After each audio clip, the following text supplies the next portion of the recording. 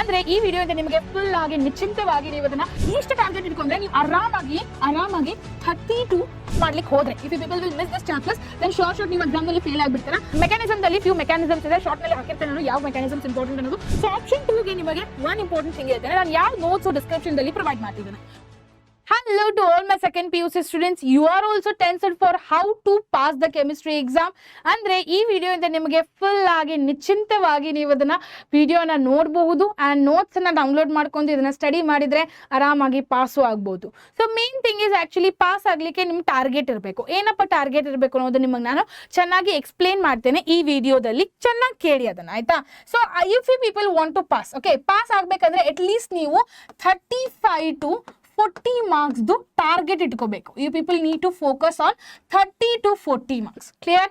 ನೀವು ಅಕಸ್ಮಾತ್ 35 to 40 marks ಅಷ್ಟು ಓದಿದ್ರೆ ಪಾಸ್ ಆಗೋದು 28 ಮಾರ್ಕ್ಸ್. 28 ಮಾರ್ಕ್ಸ್ ದಿಂದ ನೀವು ಪಾಸ್ ಆಗ್ತೀರಾ. Oh no problem from that. Okay, ನಿಮಗೆ ಜರೆ ಪಾಸ್ ಆಗೋದಿದ್ರೆ 28 ಮಾರ್ಕ್ಸ್ ದಿಂದ ನೀವು ಆರಾಮಾಗಿ ಪಾಸ್ ಆಗ್ತೀರಾ. ಬಟ್ ಪ್ರಾಬ್ಲಮ್ ಅಂದ್ರೆ ಏನು, ಈ 28 ಮಾರ್ಕ್ಸ್ ದಿಂದ ನಾನು ಬರೀ 28 ಮಾರ್ಕ್ಸ್ನೇ ಓದ್ ಹೋಗ್ಲಾ? No, it's not possible at all. ನೀವು ಅಕಸ್ಮಾತ್ ಬರೀ 28 ಮಾರ್ಕ್ಸ್ ದಿಂದ ಓದಿದ್ರೆ ಕಂಪ್ಲೀಟ್ ಆಗಿ ವೇಸ್ಟ್ ಆಗುತ್ತೆ. ಸೊ ಕಂಪ್ಲೀಟ್ ಆಗಿ ಫೋಕಸ್ ಮಾಡಿ ಇಲ್ಲಿ ಕಾನ್ಸಂಟ್ರೇಟ್ ಮಾಡಿ ಕೇಳಿ. ಸೊ 35ರಿಂದ 40 ಮಾರ್ಕ್ಸ್ ಅನ್ನ ನೀವು ಟಾರ್ಗೆಟ್ ಇಟ್ಕೊಂಡ್ರೆ, if you people will target this much, ಇಷ್ಟು ಟಾರ್ಗೆಟ್ ಇಟ್ಕೊಂಡ್ರೆ ನೀವು ಆರಾಮಾಗಿ 32 ಮಾರ್ಕ್ಸ್ ಅನ್ನ ಸ್ಕೋರ್ ಮಾಡ್ಕೋಬಹುದು. ಓಕೆ, 30 to 30 ಮಾರ್ಕ್ಸ್ ಅನ್ನ ಸ್ಕೋರ್ ಮಾಡ್ಕೋಬಹುದು. ಕ್ಲಿಯರ್? ಅಂಡ್ ನಾವು for you people I will give you people the option. Okay, ನಿಮಗೆ ನಾನು 2 ಆಪ್ಷನ್ಸ್ ಕೊಡ್ತೇನೆ. What is the option 1? Option 1 ಏನ್ ಮ್ಯಾಮ್, ಮತ್ತೆ ಆಪ್ಷನ್ 2 ಏನು? ಸೊ ನಾನು ಜಾಸ್ತಿ ಟೈಮ್ ತಗೊಳ್ಳೋಣ ನಿಮ್ಮದು, ಆಬ್ವಿಯಸ್ಲಿ ನಿಮ್ಮ ಕಡೆ ಟೈಮ್ ಕಡಿಮೆ ಇರುತ್ತೆ.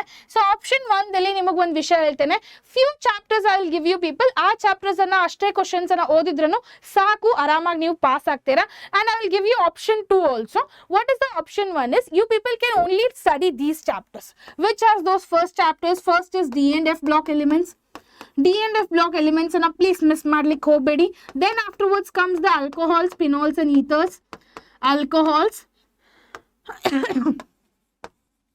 ಫಿನಾಲ್ಸ್ ಅಂಡ್ ಈಥರ್ಸ್ ಚಾಪ್ಟರ್ ಅನ್ನ ಚೆನ್ನಾಗಿ ಓದಿ. Okay, then afterwards comes the aldehydes, ketones and carboxylic acid. Clear?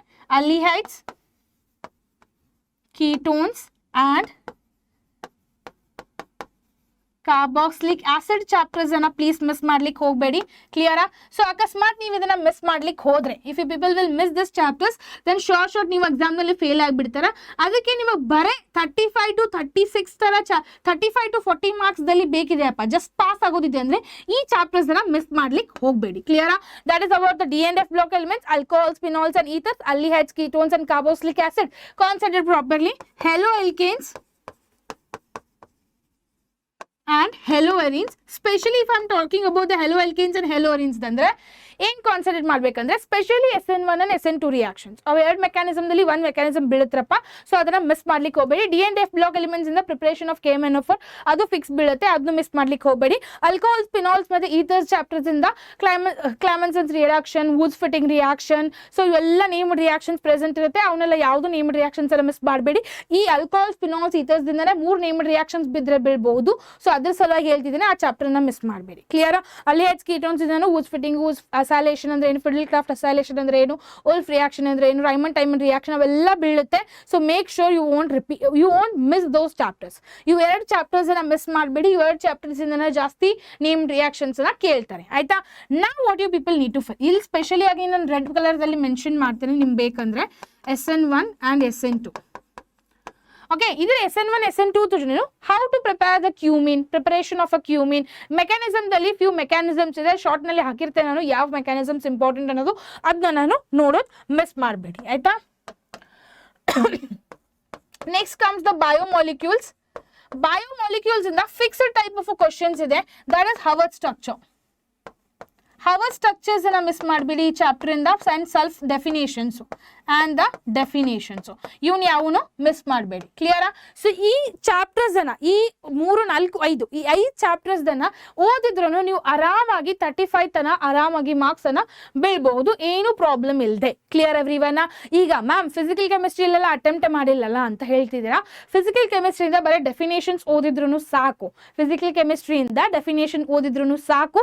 Solution electro chemistry ಮತ್ತೆ ಕೆಮಿಕಲ್ ಕೈನೆಟಿಕ್ಸ್ ದಿಂದ ಪ್ರಾಬ್ಲಮ್ಸ್ ಜಾಸ್ತಿ ಕೇಳ್ತಾರೆ ಪಾರ್ಟ್ ಇ ದಲ್ಲಿ. ಸೊ ಅದ್ರ ಸಲ ಹಾಗಾಗಿ ಪಾರ್ಟ್ ಎ ನಿಮಗೆ ಕಾನ್ಸಂಟ್ರೇಟ್ ಮಾಡೋದಿಲ್ಲ. ನಾನು ವೀಕ್ ಇದೇನಪ್ಪ ಮ್ಯಾಥ್ಸ್ದಲ್ಲಿ ಅಂದರೆ ಇವನ್ನೆಲ್ಲ ಕಾನ್ಸಂಟ್ರೇಟ್ ಮಾಡಲಿಕ್ಕೆ ಹೋಗಬೇಡಿ. ಓಕೆ, ಬರೀ ಡೆಫಿನೇಷನ್ಸ್ ಓದಿ. ಓಕೆ, ಬರೀ ಡೆಫಿನೇಷನ್ಸ್ ಓದಿ. ಇಲ್ಲಿ ರೆಡ್ಯೂಸಿಂಗ್ ಶುಗರ್ ಅಂದರೆ ನಾನ್ ರೆಡ್ಯೂಸಿಂಗ್ ಶುಗರ್ ಅಂದರೆ ಇವನ್ ಕಾನ್ಸಂಟ್ರೇಟ್ ಮಾಡಿ. ಅದೇ ಥರ ಕೆಮಿಕಲ್ ಕೈನೆಟಿಕ್ಸ್ದಲ್ಲಿ ಸ್ವಲ್ಪ ಡೆಫಿನೇಷನ್ಸ್ ಕಲಿತು ಐಸೋಮರಿಸಮ್ ಅಂದರೆ ಏನು ಇವೆಲ್ಲ ಕೇಳ್ತಾರೆ. ಪಾಲಿಡೆಂಟ್ ಲಿಗೇಂಡ್ ಅಂದ್ರೇನು ಅವೆಲ್ಲ ಕೇಳ್ತಾರಲ್ಲ, ಅವನ್ನೆಲ್ಲ ಸ್ವಲ್ಪ ಚೆನ್ನಾಗಿ ಕುಂತು. ಅಂಬಿಡೆಂಟ್ ಲಿಗೇಂಡ್ ಅಂದರೆ ಏನು ಇವೆಲ್ಲ ಡೆಫಿನೇಷನ್ಸ್ ಅನ್ನ ಕೆಮಿಕಲ್ ಕೈನೆಟಿಕ್ಸ್ ಇಂದ ಓದಿ. ಆ್ಯಂಡ್ ಸೊಲ್ಯೂಷನ್ ಚಾಪ್ಟರ್ ಇಂದ ಮೋಲ್ ಫ್ರಾಕ್ಷನ್ ಅಂದರೆ ಏನಪ್ಪ and definitions, what is the meaning of and colligative properties. Colligative ಪ್ರಾಪರ್ಟೀಸ್ದಲ್ಲಿ ಏನು ಟೈಪ್ಸ್ ಇದೆ, ಡೆಲ್ಟಾ ಟಿ ಎಫ್ ಅಂದ್ರೇನು, ಡೆಲ್ಟಾ ಟಿ ಎ ಬಿ ಅಂದ್ರೇನು, relative lowering of vapour pressure ಅಂದ್ರೇನು, ಆಸ್ಮ್ಯಾಟಿಕ್ ಪ್ರೆಷರ್, ರಿವರ್ಸ್ ಆಸ್ಮೋಸಸ್, ಇವೆಲ್ಲ ಡೆಫಿನೇಷನ್ಸ್ ಇದೆಯಲ್ಲ ಅವನ್ನೆಲ್ಲ ಸೊಲ್ಯೂಷನ್ ಚಾಪ್ಟರ್ದಲ್ಲಿ ಚೆನ್ನಾಗಿ ಕುಂತು ಓದಿ. ಕ್ಲಿಯರಾ? ಸೊ ಅದಕ್ಕೆ ನಾನು ಇಲ್ಲಿ ಮೆನ್ಷನ್ ಮಾಡ್ತೇನೆ ನಿಮಗೆ. I will mention it your solution chapter ಇಂದ solutions and okay chemical kinetics ಇಂದ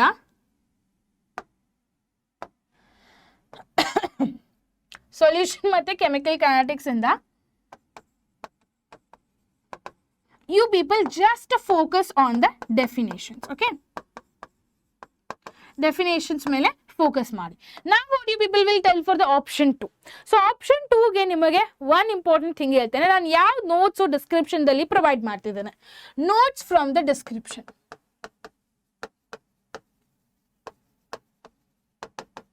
So notes from the description, you people are going to download it.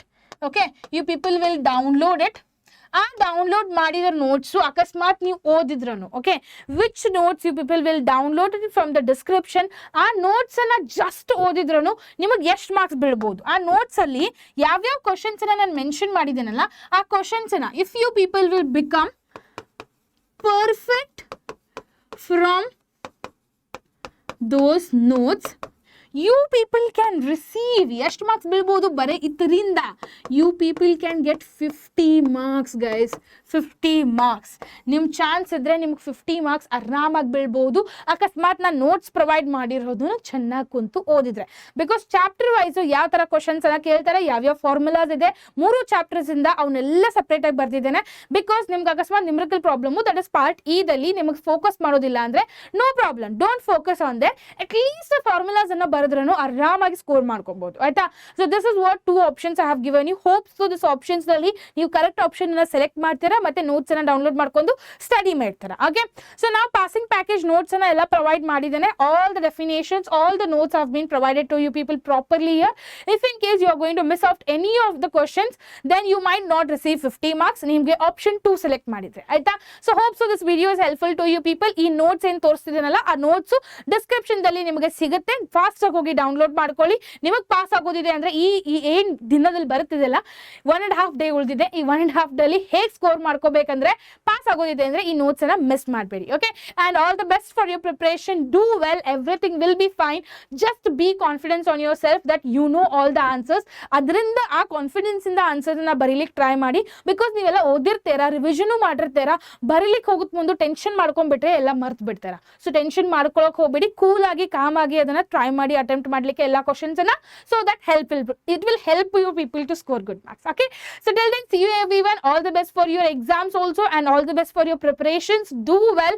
If you have any doubt, please comment down. I will try to answer you all comments also. Okay, till then, see you everyone.